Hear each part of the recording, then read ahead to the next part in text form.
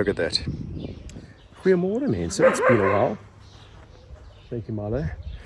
As you can see, the grass is green. And last weekend, I applied a herbicide. So for those of you who would like to keep your grass green whilst killing weeds, listen to this. There are just bees everywhere in this yard this year.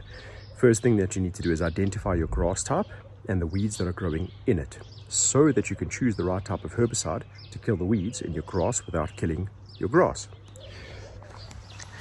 The way that you do that is you look at your grass and you say, it's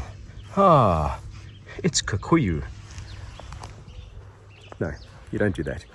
You need to take a photograph of your grass, a photograph of your weeds, and give it to somebody who knows how to identify grass and weeds. They're going to help you choose the right herbicide. Alternatively, you can go to your, whatever your phone's app store is, and search in their plant identifying apps, and it will spew up a couple of options for you. You download one of these apps, whichever one you could afford, or a free version. You take a photograph of your grass, it'll tell you what grass you have. You take a photograph of the weed, it'll tell you what weed you have. You take that to a professional, either your local agricultural co-op. You send me an email if you feel like it, or you pop it onto your local Facebook page, lawn care group. I'm on now these days 2 groups: South African Lawn Legends, that's the neighbours creepy crawly, and another one called Grass Holes. And you can ask the guys there, what grass do I have, what weeds do I have, and you will probably come up with the right herbicide to use in that circumstance. I've used Super Lawn Weeder because I have kikuyu, and I have mostly Oxalis. Let me try and find some of that for you. I realize this is a little bit more difficult than I thought, because most of it now, after yesterday's mow, is gone. Let me keep looking. Aha, here we go.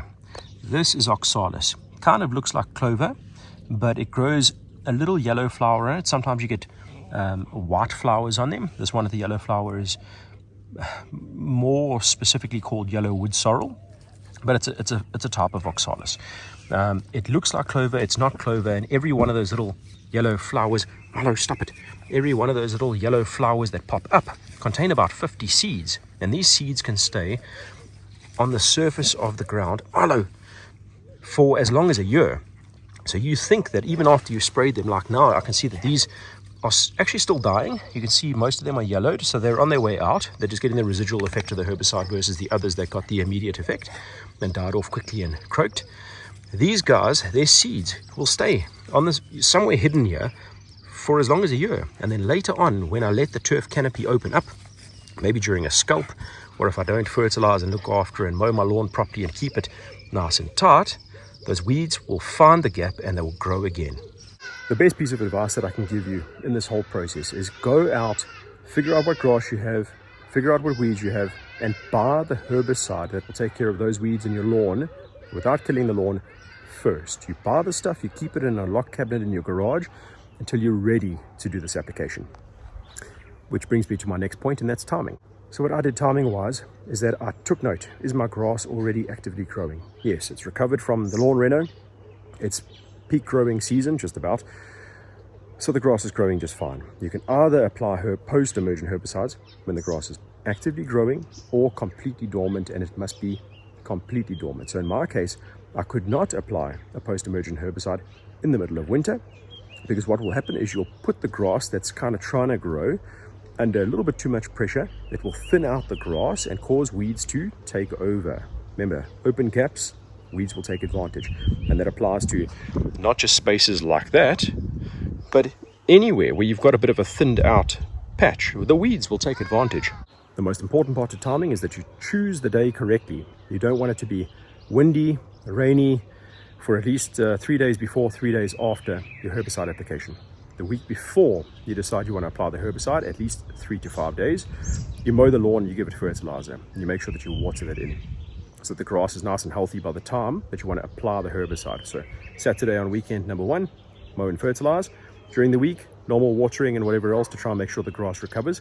By Saturday number 2, early in the morning, you go out, you spray the weeds according to the label and according to the other weed videos that I've done in the past, how to set up your sprayer, all that kind of stuff. Make sure you apply correctly. And then you leave it alone again for at least another 3 days. For me, I had the garden service come in here and clean up on Wednesday, so I gave it about 4 days after the herbicide application. And that's giving the herbicide enough time to absorb into the plant properly and hopefully kill it right down to root system. Of course, it doesn't kill the seeds, but as long as you got all the surface mass done on your first application, the second and third application becomes easier. So that second and third application is critical. Remember, spraying the weeds only kills the weeds that the herbicide made contact with. It doesn't get the stuff that was sitting below the canopy. It also doesn't get any weed seeds that hadn't germinated yet. So to do the spray application, follow the same procedure again, but make sure that you get at about the 21 to 28 day mark after your first application, you apply again. And then another 21 to 28 days after that, you apply again. So it's 3 applications about a month apart each. And you do that so that you can get rid of the mass on the first application, anything that you may have missed on the second application, and anything that might be brand new weed seeds before they start flowering and causing future problems again. You crop those guys again on the third session, just like a just in case session. That is really going to help you. And a couple of years ago when I did that the right way 3 times in a row, I ended up with about just on 2 years of no weeds in this back lawn without using pre-emergent herbicides. I consider that good advice. Now, I don't want to get too detailed in the video. I wanted to keep this short and sweet, more like a catch-up, and the fact that I've done some herbicide application stuff here and the grass is still green. Most broadleaf weeds are controlled by a certain range of active ingredients, mainly dicamba, MCPA, or MCPP, depending on what region you're in the world, 2,4-D. That'll handle those broadleaf weeds, the ones that are literally got broad leaves on them. What it doesn't take control of is things like sedges and grassy weeds. Let me see if I can find something out. I know in one of the flower beds I've still got nut sedge. Let me show you that quick. Right, so here is some nut sedge. You can see that there's like a triangular kind of shaped leaf, and it's sort of matte on the back side and shiny on the inside, almost like perennial rye, but in the sense that it's triangular with a shiny side and a matte side. But these guys, if you try and pull them out, which you can do, I've done it on occasion, but the problem is when you try and pull them out, there's these little nutlets that are deep in the ground in the root zone, and when you pull this out, it activates those nutlets and just makes more of the same plant. So what you want to do with these guys is spray them with a product called Cian. The active ingredient in that is halosulfuron. And then check this out. This is this new little patch of kikuyu that I've got growing in here, in the section that we are trying to grow in. You can see some of the transplants that I did the other day didn't survive, but some that are closer to this side, which is closer to the sprinkler, have survived. I think it's just because we've got a massive drought at the moment. It's not enough water just irrigating. You can tell this looks like good old kikuyu. However, check that guy in the middle. Sneaky little bugger. Now this is, if I'm not mistaken, not paspalum. It's also not crabgrass. It's also not Dallas grass. I believe this is called goose grass. So these guys, other than by controlling via pre-emergent, you're not going to have a way of controlling it with a post-emergent herbicide. It will need to be something like glyphosate, which I don't want in any of your garages because you don't need it. So you either pull these guys out when the grass is nice and damp. There was 2 right next to each other, so they've already started to spread. So there's those 2. Let's have a quick look for the rest. No, I think we're good to go. If you take note here, it's really confusing because on the surface, let's look at the smaller one, looks like this. And kikuyu, proper kikuyu, looks like that. How about that, hey? You can get caught out so quickly. And in a nice, dense, tall lawn, this stuff will just disappear into it. You'll only notice when you go on holiday and you come back, you're going to have these abnormal looking seed heads sticking out the top. And you know you've got weeds, or maybe that this will poke its head right out compared to the rest of your lawn. You'll only know then.